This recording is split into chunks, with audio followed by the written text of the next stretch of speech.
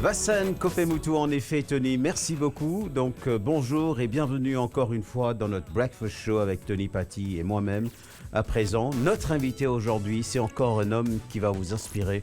Vassan Kopemutu, océanographe, donc scientifique. Et je le présente aussi comme un militant écologiste. C'est quelqu'un qui est passionné de l'environnement, qui est amoureux de la nature. Et je sais qu'il sort régulièrement pour aller voir cette nature. La mer avance, le sable se dérobe sous nos pieds et l'homme pollue, l'homme exploite sans respect.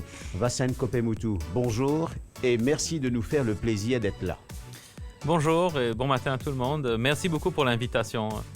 Voilà, c'est un plaisir de vous avoir parmi nous sur Waza FM. Et Vassan Kopemutu, nous avons intervention le TEDx, TED Talk, absolument brillant et fantastique, mais il est aussi inquiétant. Il est inquiétant parce qu'il nous a l'impression que la mer commence à prendre sa revanche sur l'homme, parce que l'homme pas de respecter lui et peut exploiter lui sans aucune, comment nous dire, sans réfléchir. Est-ce que la mer aujourd'hui peut reprendre sa place? Est-ce que nous sommes inquiets pour ça? Définitivement, nous pouvons trouver aujourd'hui qui lui-même finit toujours considérer la mer comme étant un endroit tellement grand, tellement vaste, un géant, comme on nous dit, qui n'en est pas qu'à arriver. Mais aujourd'hui, nous pouvons trouver que la mer, il peut commencer à une pollution plastique, il peut commencer, le stock de poissons peut commencer à s'effondrer. Et aussi, nous pouvons trouver avec le changement climatique que la mer peut commencer à monter. Donc, toutes nos bonnes infrastructures, toutes nos bonnes idées qui nous mènent en tant qu'humains, qui tout stable, tout pour rester pareil, peut changer. Et il peut remettre en question carrément la survie de l'humanité, parce qu'il nous connaît que la survie de l'humanité est liée à la survie des océans. Donc la mer, oui, peut commencer à prendre sa place tout doucement, et nous, humains, nous pouvons commencer à réaliser que peut-être nous besoin refaire les affaires différemment. Alors, c'est vrai quand nous voyageons, Vassan Kopemutu, ou un conférencier ou invité régulièrement, dis-moi, quand on dit à Maurice, dis-moi, je te lisais commence à briller, dire waouh, devine de Maurice. Toi, tu es là-bas, je te jaloux. Et en même temps, nous, Mauriciens, nous pas réalisons le bonheur d'être là, nous la chance d'être entourés d'un océan aussi joli et d'avoir de si belles plages. Mais avec ce qu'on appelle la montée des eaux, nous pouvons commencer à perdre sa patrimoine, nos plus grandes richesses qui nous est là. Est-ce que ce phénomène-là, Vassan Kopemutu, et nous connaissons les poissons, les poids irréversibles, mais les inquiétants, les peut accélérer en ce moment quand nous avons l'érosion qui est là, dans de la plage? Je pense que vous soulevez un point très intéressant. À la fois, nous vivons loin de l'île, mais nous peinons à l'esprit îlois, comme on nous a dit. Mauriciens, bon, nous allons travailler le matin, nous prenons l'auto, nous travaillons dans un grand bâtiment. Mais nous avons tendance à oublier que nous vivons loin des îles. Nous ne mangons pas beaucoup de poissons, contrairement à beaucoup de gens qui vivent loin des îles. Donc, nous conception la mer, c'est que la mer est un peu comme une barrière pour nous, et au lieu qu'il nous guette comme un asset, comme une valeur pour nous. Et aujourd'hui, effectivement, à travers le monde, le niveau de la mer peut monter d'environ 3,6 mm par an. Et à Maurice, il peut monter 2 fois plus vite, quasiment 5,8 mm par an. Suite justement aux effets du réchauffement climatique, nous connaissons qu'avec la température de l'air qui peut monter, l'océan peut réchauffer, il peut dilater, il peut gonfler. Nous avons aussi une calotte polaire qui peut fondre à un rythme beaucoup plus rapide. La glace au pôle nord, au pôle sud. Glacière, Et nous pouvons penser à cette terre qui, d'après le dernier élément qui le gouvernement finit de publier, qui la mer pour monter d'environ 96 cm, donc à peu près 1 mètre, 3 pieds si vous voulez, jusqu'en 2100.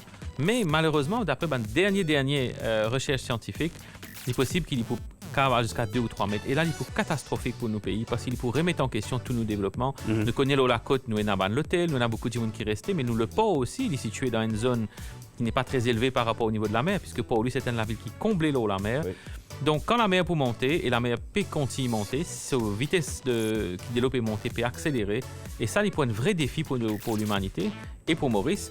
Et notamment, nous payons tout sur l'impact aujourd'hui. Quand nous avons, par exemple, la preneuse, nous trouvons que la place de la preneuse aujourd'hui finit remplacée par un géobags, un sac de sable qui finit recouvert au gaumont par la suite, des fois ou glisser ou tomber là, mais on trouvait que ce n'est plus la plage idyllique de la Preneuse. Ouais, elle défigure nous la plage. Voilà, la plage Incroyable. est vraiment défigurée par rapport à ça.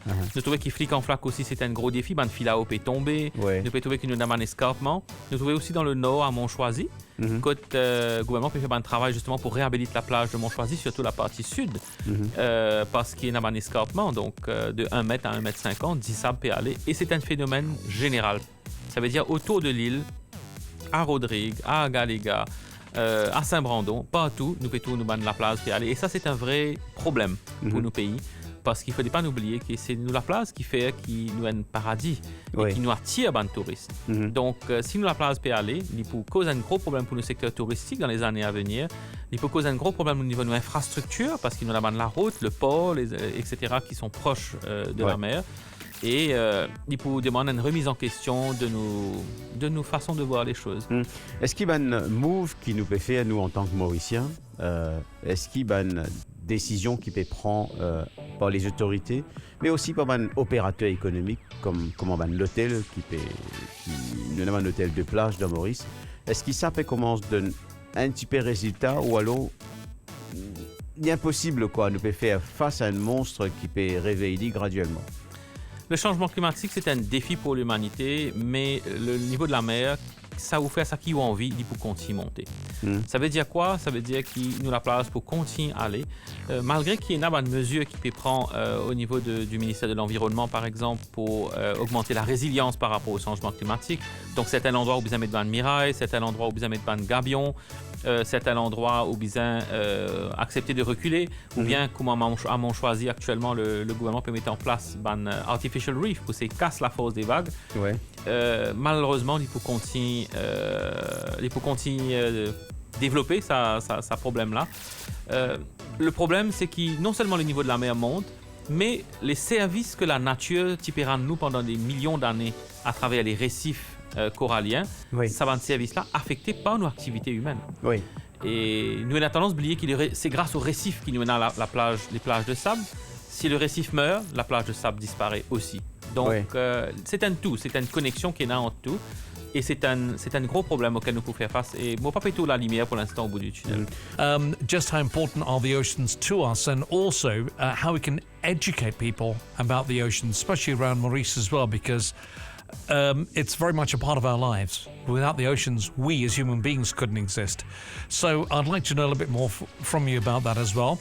Part 2 of my question is going to be later on about pollution in the oceans as well, and how that's affecting us as well in our daily lifestyles, and what we can do to perhaps look after our environment as well. So there's a few educational questions that I have for you this morning, and I'll be asking you those this morning, Vasan, as well. With pleasure. Vasan Kapamutu, who is an oceanographer and is the biggest mind we know and have in Maurice regarding the oceans as well.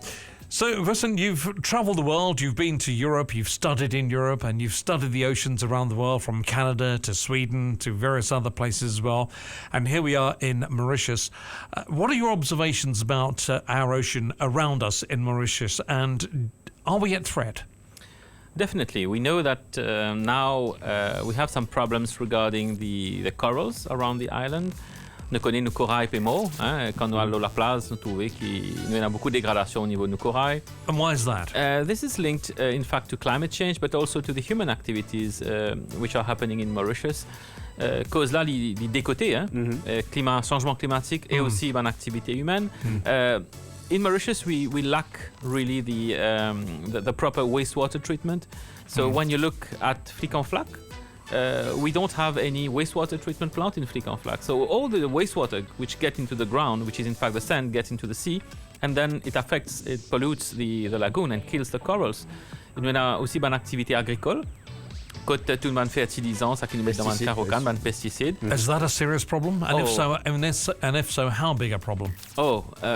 Moi, pensais définitivement que si nous pas fait rien à ce niveau-là, tout le monde barrière corail pour disparaître. Et ça, c'est un gros problème pour nos pays. It's a big problem for the Mauritius because if our corals disappear, we lose our beach even faster. And the corals are the base of the ecosystem, of the marine ecosystem. Yes. And we are in 2019 and we still don't have any wastewater treatment plant in Flic-en-Flac. Ça, c'est un gros problème.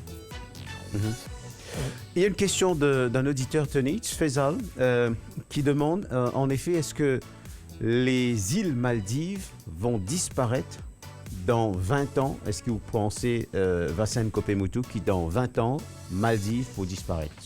Et ces auditeurs sont des connaisseurs. Hein? Oui, effectivement, Maldives, sur l'altitude, donc ce niveau, par-dessus du niveau de la mer, il y a quelques mètres au-dessus du niveau de la mer, avec un changement de courant marin, avec le niveau de la mer qui montait. Maldives, nous prenons ça qu'on appelle un réfugié climatique. Oui. Ça veut dire que notre pays peut disparaître, qu'on peut disparaître, mais qu'on peut aller. D'ailleurs, l'Australie finit à annoncer qu'ils vont accueillir pas mal de réfugiés des Maldives. Ouais. Effectivement, les Maldives risquent de disparaître totalement, mais nous pas seulement cause Maldives. Dans combien de temps, selon cet auditeur? Bon, il peut dire 20 ans. Oui, vous pensez que 20 ans, c'est un délai plus ou moins raisonnable. Wow. C'est pas loin. C'est pas loin. 20 ans, c'est si vous avez des enfants aujourd'hui, les enfants là pour majeur dans 20 ans. Maldives essaye de construire une muraille autour de certaines îles pour essayer de protéger ces îles-là, mais définitivement, toutes les îles peuvent disparaître les uns après les autres. Donc, nous ici dans Maurice, nous vous construire muraille? Nous dans Maurice, nous pensons, oui, dans certains cas, nous pouvons obliger faire parce que la route, c'est la case est menacée. Oui. Mais nous, il ne faudrait pas oublier aussi qu'il y a aussi des petites îles, comme Agalega, comme Chagos, comme Saint-Brandon, Tromelin, etc. Et Agalega est quelques mètres au-dessus du niveau de la mer, pareil comme en Maldives. Donc, et imaginez le risque est bien là, présent, par rapport à Agalega, qui est capable de disparaître aussi dans les décennies à venir. Et ça, c'est un réel problème parce qu'il nous peut toujours dire qu'il y a une grande mer qui appartient à Maurice, 2,3 millions de kilomètres carrés. Si cette île-là disparaît, nous avons perdu une grandir l'océan, comment grandir la France. Donc il y a un réel problème pour nos pays. Agalega, nous besoin surveiller Agalega, vous pensez Vassan Kopemutu qui peut arriver là-bas parce que danger là, Caravine, le premier signal Caravine de là-bas. Exactement, parce que si Agalega disparaît, donc il y a déjà fait une visite à Agalega en 2 occasions, nous pouvons déjà trouver qu'il y a la place peut éroder à grande vitesse. Agalega, c'est un peu un genre de banc de sable sur un volcan qui n'a pas émergé et ça dit sable là peut aller à grande vitesse. Agalega, montagne d'Emrez, les 5-6 mètres au-dessus du niveau de la mer, c'est dit sable. Majorité des habitants, 1 à 2 mètres au-dessus du niveau de la mer. Et quand il y a un grand cyclone, d'ailleurs, souvent l'île est submergée, l'île du Sud est submergée. Donc, si l'île disparaît, ça veut dire s'il y a un problème, la mer peut continuer à monter et ça peut continuer à aller. Nous avons perdu effectivement Agalega. Il y a une grande perte pour nos pays. Et ça, les caves arrivent dans combien de temps, d'après vous? Là, nous avons mal dit peut-être 20 ans encore? Peut-être 20 ans, mais Agalega, vous pensez peut-être vers 40-50 ans, d'ici 40-50 ans. Donc, l'hypocave disparaît complètement. Surtout qu'il nous peut trouver au niveau scientifique que le niveau de la mer peut monter beaucoup plus vite que prévu.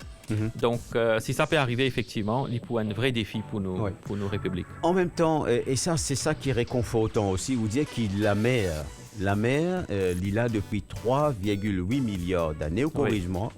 Mon réponse est que vous me dire. Il représente 70% de nos planètes. Donc, de tout temps, nous pouvons dire nos planètes, nous pas si vous appelez la Terre, nous supposons appeler la planète bleue. Et 85% l'oxygène qui produit dans la Terre, là, il vient de l'océan. Oui. Est-ce que la mer, nous pouvons nous apprendre finalement, les êtres humains apprivoisent la mer, nous pouvons apprendre à vivre dans la mer un jour? Moi, je pense qu'effectivement, l'avenir de l'humanité est lié à l'avenir des océans. Et nous avons tendance à oublier que nous, humains, la vie est née dans les océans, il y a 3,8 milliards d'années. Et fonctionnement, nous, l'éco, nous disons, il est légèrement salé, nous, l'éco, nous, les eaux, il ressemblent beaucoup à la structure des récifs coralliens. Les fonctionnements, nous, l'organe, il y a un peu comme un organe marin. D'ailleurs, 70% surface la terre de l'eau, 70% nous, l'éco de l'eau. Donc, c'est un peu, ça mimétisme, ça lien parallèle qui nous est entre nous, l'éco, comment on y était, et la mer, comment on y était, qui fait qu'il nous lie à la mer. Et c'est pour ça qu'il y a beaucoup de remèdes qui nous peuvent trouver aujourd'hui, par exemple, contre le cancer, contre les anti-inflammatoires, contre la douleur, les vignes depuis la mer. Parce qu'il nous les codes, ils fonctionnent comme la mer. Excellent, passionnante discussion ce matin avec Vassan Kopemutu, océanographe et expert en environnement. Il y a quelques instants, Wikipédia nous, Vassan Kopemutu, qui, le co-humain, il y a une belle ressemblance avec l'océan. continue sa discussion. Là, elle est tellement passionnante en vous écoutant. Ouais. Vous connaissez, nous ne pas dit ça lien qui nous mène avec l'océan là. Mais si nous guettons par exemple nos systèmes lymphatiques, nos systèmes sanguins, comment nos cellules nourries par le sang, par les nutriments du sang, les polypes dans les intestins, quand nous guettons nous les os, structure nous les os, nous trouvons qu'il y en a beaucoup ressemblance avec ça qui nous mène dans la mer. Donc quand nous avons un problème avec nous l'écho, soit nous avons cancer, nous avons inflammation, etc., logiquement, on retourne vers la mer parce que la mer, il y a une solution, parce que la mer finit d'évoluer au cours de 3,8 milliards d'années, il y a beaucoup de temps pour adapter pour trouver une solution. Et effectivement, aujourd'hui, il y a beaucoup de remèdes anticancéreux, beaucoup d'anti-inflammatoires, etc., qui derive from the sea, qui sont sortis depuis la mer. Par exemple, nous avons l'éponge qui nous trouvait dans la mer, qui contenait une molécule anticancéreuse. Nous avons antibiotique, la céphalosporine, qui vient depuis un autre organisme marin.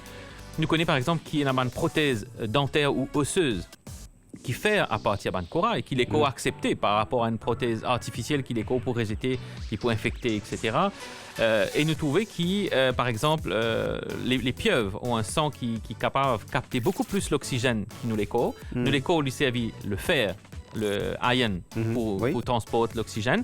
Les pieuvres se servent du cuivre pour transporter l'oxygène. Donc, nous avons beaucoup de solutions quand nous retournons vers la mer par rapport à la problématique qui nous, humains, peut gagner l'eau la terre. Et ça remet nous en contact avec nos réelles origines, avec nos réelles façons de fonctionner. Nous pas un animal terrestre, nous un animal marin. Donc l'homme vient de la mer et l'homme, vous pensez, doit retourner vers la mer. L'homme doit retourner vers la mer parce que ce destin il est lié directement avec la santé des océans. Imaginez-nous, Abdullah, grand matin, nous pouvons respirer, nous pouvons prendre une grande bouffée d'air dans sa jolie studio de Waza FM. 8 bouffées d'air sur 10 qui nous peut respirer. Ils viennent depuis la mer, depuis un organisme marin, depuis phytoplancton. Imaginez-nous si la mer demain n'a pas ce plancton là, ben nous pouvons tout faire l'eau la terre. Tout ça, dioxyde de carbone qui nous peut émettre quand nous peut rouler l'auto, quand nous peut brûler le charbon, nous peut brûler heavy fuel oil pour produire énergie électrique, la moitié absorbée par l'océan. On dit qu'on mène l'éponge. Si pas tu peux faire ça, mais tu peux tout faire, dioxyde de carbone, réchauffement climatique, tu peux 2 à 3 fois beaucoup plus dangereux pour l'humanité. Donc nous avons tendance à oublier, nous devons refaire sa connexion là.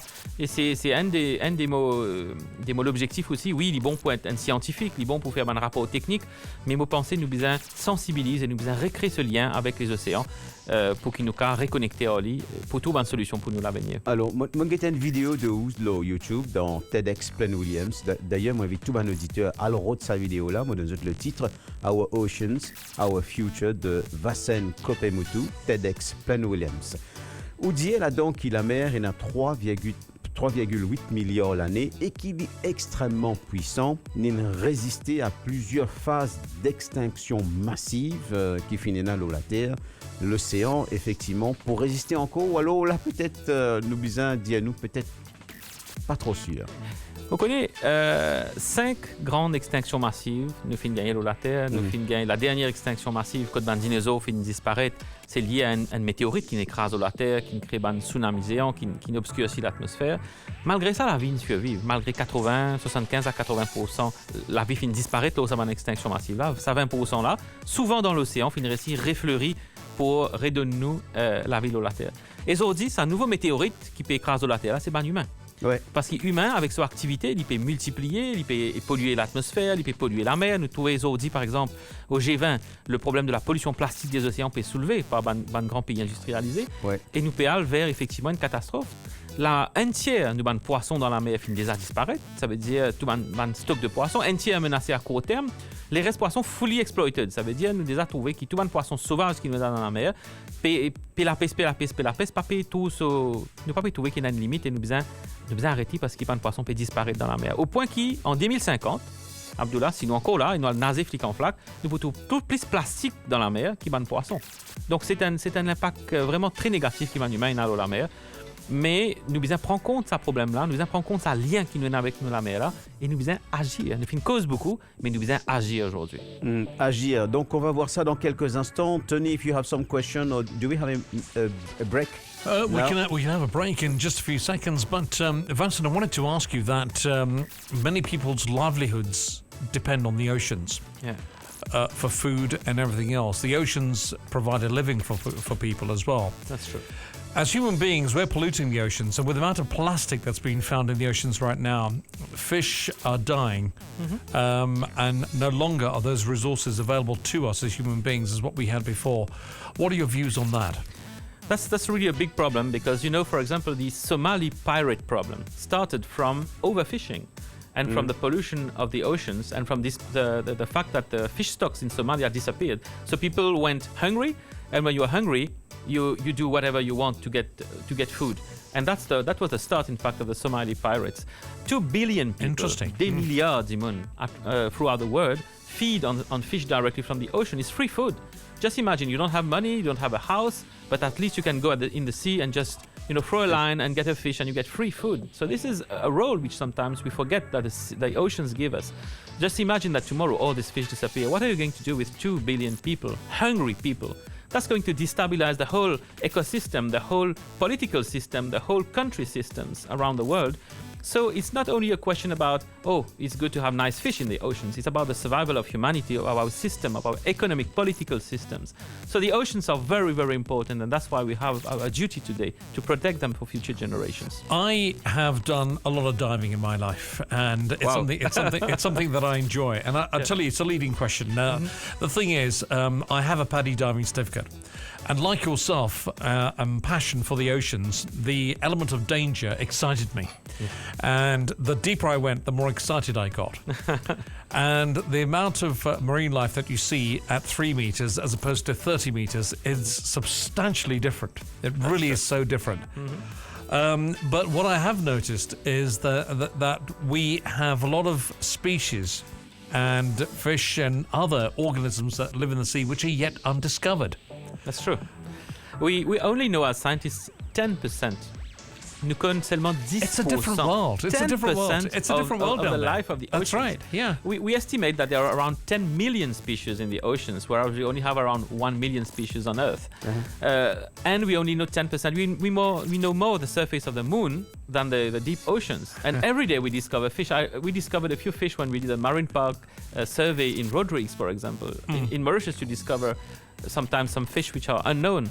So that's true. There is a lot of scope for research, but we have to discover them and protect them before they disappear. And that's our big challenge. You said one thing the other day, Vincent Kopemutu, les scientifiques pas connaissent rien l'eau la mer. Scientists don't know nothing about the ocean. Yeah. Imaginons que l'océan, vous pouvez assis dans un lac, dans Oulakaz, disons Oulakaz fait à peu près 4 mètres au terre. L'océan, c'est 1000 létaz. Imaginons Oulakaz, vous prenez ou azitli un l'autre 1000 fois. Ça, c'est profondeur l'océan. Donc, imaginons qui grandeur l'océan était. Et seulement 5% ça l'océan là, ça veut dire jusqu'à 200 mètres de profondeur. Et dans la lumière, tous les restes, dans les noirs tout le temps, les eaux comme la nuit. Donc, c'est immense, c'est inconnu. Et il y a beaucoup de recherches qui peuvent faire encore là. Et il y a beaucoup de potentiel au niveau de l'océan, mais il y a encore beaucoup à découvrir. Il y a beaucoup à découvrir et déjà nous connaissons le potentiel extraordinaire de un petit coquillage qui nous appelle un cône et puis un autre c'est qu'on appelle jellyfish, méduse qui est dans l'océan. Nous pouvons dire ça dans quelques instants. À qui point ça les représente l'avenir de l'humanité ou type cause ban soin qui nous a gagné de l'océan contre le cancer et contre plein de choses et comment van produit dans l'océan plus adapté pour nous l'éco qui van tout van produit artificiel qui nous fait servir en ce moment. Nous pouvons get ça dans quelques instants. Vincent, I wanted to ask you that whilst I'm diving in the sea and I see all the marine life and we go from different depths as we go lower and lower, it's beautiful down there and you get a sense and feeling that it's a different world. It's a completely different world. And one of the sadnesses that I have that we as human beings are destroying the oceans through pollution and through sheer abuse as well. But environmentally also the oceans are being destroyed as well. We're seeing the ice caps melting, so the water levels of the oceans are going up. Whilst the level of the oceans is going up, is that good for the oceans? The level of the ocean is going up. It's not really good for the oceans because the oceans are warming up. So when the oceans are warming up, you have less oxygen content. Okay. Because the oxygen content is linked to the temperature of the ocean. So hot water means less oxygen, so anoxic zones. So you have some large anoxic zones which have been created around the world. And the second problem you're having is you're getting ocean acidification. The carbon dioxide dissolves in the seawater, produces carbonic acid, the one which we have in the fizzy drinks that we have, Yes. Carbonic acid. and it dissolves all the shells, all the corals, and that's a major issue because all the structure of the reef is made of calcium carbonate and it dissolves with carbonic acid. So rising seas means higher temperatures and more acidic ocean waters, and that's not good. The coral reef we have around Mauritius, how much in threat is the coral reef around us? Oh, when I go, for example, to the Blue Bay Marine Park, I've seen that around 80% of the corals are dead. 80%? 80% are already dead. You have some areas where it's still there, but 80% is dead. And I think that most of the corals around Mauritius are damaged at the level of 40 or 50% at least. So the situation is pretty critical. If you go to Flic-en-Flac, qui est la place bien populaire, Flic-en-Flac aussi, majorité ban corail finiment. Donc nous peut trouver qu'il y a un vrai problème au niveau ban corail. It's a real issue. We had the vice chancellor from the University of Mauritius with us yesterday. And that's my next question, because do you think students in the Mauritius University can do something to contribute to environmental studies and the oceans? And is there enough being put into that?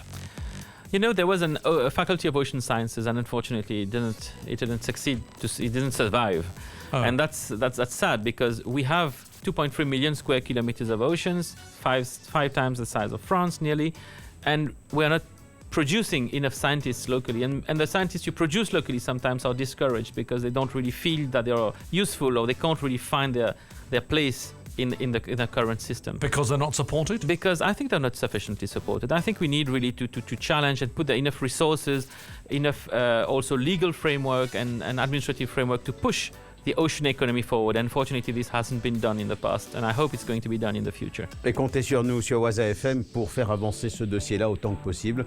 Nous allons nous aussi contribuer. C'est notre rôle d'avoir une mission publique, contribuer à valoriser tout ce qui est nécessaire pour la survie et la qualité de vie de Maurice, et notamment sauver l'océan.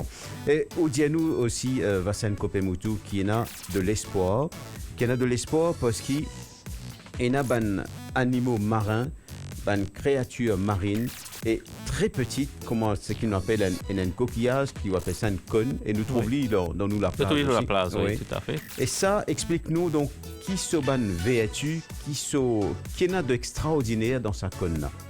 Alors, cône, c'est un coquillage qui est trouvé de la place, autour des fois dans le lagon, il est surtout actif la nuit, en principe. Et il y a une façon qu'il la chasse sur de la proie, il mange poisson, mais comme un coquillage qui avance un poisson, il y a un dard, il y a un fusil sous-marin, donc on dit comme ça. Un aiguille. Et il projette ces aiguilles-là, et il tue le poisson là, enfin il y a une toxine qui a affecté le système nerveux du poisson. Le poisson a tombé. Un poison.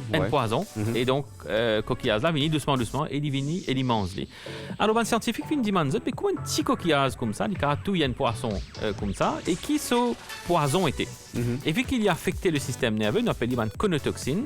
Nous finissons réfléchir, est-ce que cette conotoxine n'est pas utile aux humains? Comment on convertit un poison en un médicament? Et nous finissons trouver qu'il est beaucoup plus puissant que la morphine, par exemple, au niveau de la douleur. Nous connaissons comme un monde qui est en fin de vie, soit en cancer en phase terminale, ou bien c'est une gros douleur dans une morphine, mais chaque fois, on augmente la dose de morphine, parce qu'il est habitué à lui. Alors que la conotoxine, il est plusieurs centaines de fois plus puissant que la morphine. Donc, l'ICAV donne-nous une solution par rapport à la douleur, également par rapport à l'inflammation, également par rapport à la schizophrénie, qui est un phénomène psychologique qui nous gagne des fois. Et nous finissons trouver comment un petit coquillage comme ça, car nous, une solution par rapport à nos problèmes qui nous peuvent vivre là, comme humains. Un autre issue, c'est que souvent, humain, depuis le début des temps, vise l'immortalité. Oui. Et nous connaissons qu'il y a une méduse. Nous avons souvent une méduse, alerte méduse à Maurice, etc. Mais une méduse, malgré qu'ils ont piqué, il y a une espèce de méduse qui est immortelle. Ça veut dire qu'il y a une phase quand il nage dans la mer, une phase quand il pose sur le fond de la mer, il atteint une condition plus propice, et puis il retourne dans sa phase nagée là, et il est immortel. Donc, il n'est pas mort. Donc, comment un organisme vivant nous programmer, nous comme humains, pour mourir depuis notre naissance? Et comment un organisme marin qui est programmé pour avoir la vie éternelle? Donc là, c'est une grosse question. C'est un grand mystère. Malgré nos cerveaux, malgré nos laboratoires, nos universités, etc., nous avons encore beaucoup à apprendre de la mer. Donc, nous avons beaucoup à découvrir, mais il faut aussi faire de petits efforts. En ce moment, Vassan Kopemoutou, et nous avons fait de grands efforts nationaux, mais aussi de petits efforts individuels. Tout à fait. par où commencer? Est-ce qu'il ça commence par nous, personnellement, chacun d'entre nous, vous avez un petit effort pour protéger nous la mer? Vous connaissez, toujours nous avons tendance à dire dans un petit pays, nous l'impact l'environnement mondial, les tigines, donc nous pas faire des efforts, nous avons tout promener. Et c'est totalement faux. Quand on a une problématique, nous tous, nous mettre la tête ensemble. Qui nous pétit, qui nous a nous un grand pays, nous a un petit impact ou un grand impact. Et le premier effort qu'il nous besoin faire, c'est qu'il nous besoin laisser nous l'environnement propre, nous besoin diminuer nos pollutions plastiques, parce que nous connaissons plastique, c'est un big issue, parce qu'il y a une bonne partie plastique qui termine dans l'océan, 10 à 15% de plastique qui nous servent, termine dans les océans. Et pour ça, nous besoin faire un effort. Et nous avons une alternative. L'alternative, c'est qu'il nous prend nos bouteilles, nous bouille nous de l'eau, nous remplit dans une bouteille en verre, nous amène les travail tous les jours, au lieu de nous acheter une bouteille en plastique. Depuis plusieurs années, nous essayons de mettre en place un système de consigne par rapport aux bouteilles en plastique, ça qui fait à travers le monde. Et bon, pour l'instant, il n'est toujours pas pu faire. Mais si quand même une consigne, nous payons déjà payer 2,30 € au sac bouteille plastique qui nous peut acheter, mais nous sommes capables de recover ça l'argent là. À ce moment-là, dis-moi qui peut une bouteille plastique ou qu'on retourne les.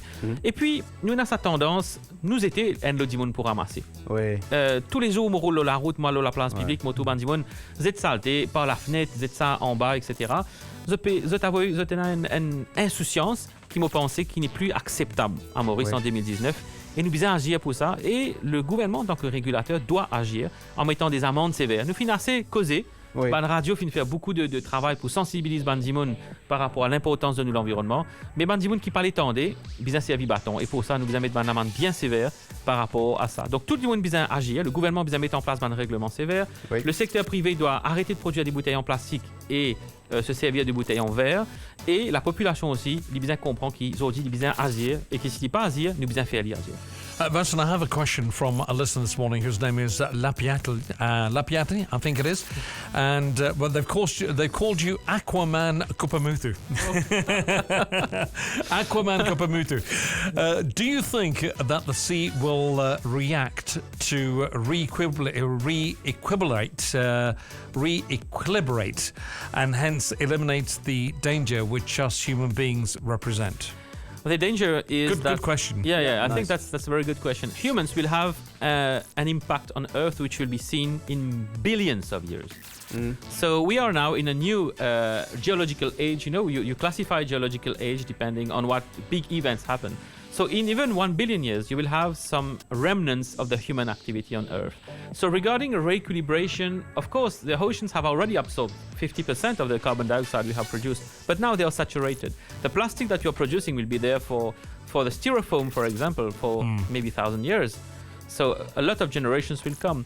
All the things that we are doing are damaging permanently the oceans. We have to find a solution to depollute, to take back the pollution. What's the immediate action that we can take as human beings? Stop using plastics. I think that's a big issue. The plastics are entering the food chain. We are now eating plastic in fresh fish, and it's causing a lot of diseases and a lot of problems also to humanity. It's also cancerous as well. It's cancerous. We are poisoning our life, and then we are asking ourselves why we are getting sick.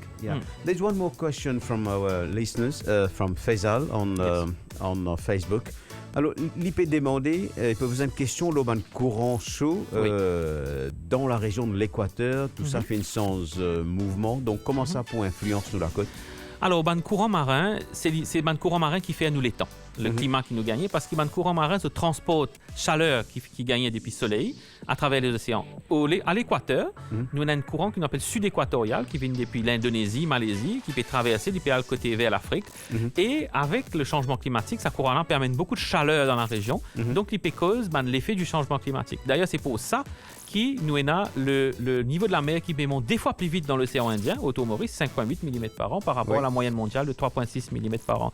Donc, l'IP bouleverse effectivement la courantologie à travers le monde. Voilà, la personne qui vous a appelé Aquaman Kopemutu, il s'appelle Lapiati. Et donc Aquaman. Have you ever been called that before? No, it's the first time. Aquaman. Sur ce, merci beaucoup Vincent Kopemutu. Donc, il nous reste quelques secondes. C'était un grand plaisir de vous avoir parmi nous. Donc, on retient notamment cette phrase, allons dire, cette façon de penser qui vient de vous. L'homme vient de la mer, l'homme doit retourner vers la mer, mais pour cela, il faut respecter la mer, n'est-ce pas? Tout à fait. Voilà. Aquaman Vasson, thank you very much indeed for joining us as well. It's been a pleasure and privilege, and we must jump on your boat to go visiting around the island as well. Maybe I can learn a thing or two from you, and we'll do some diving together as well.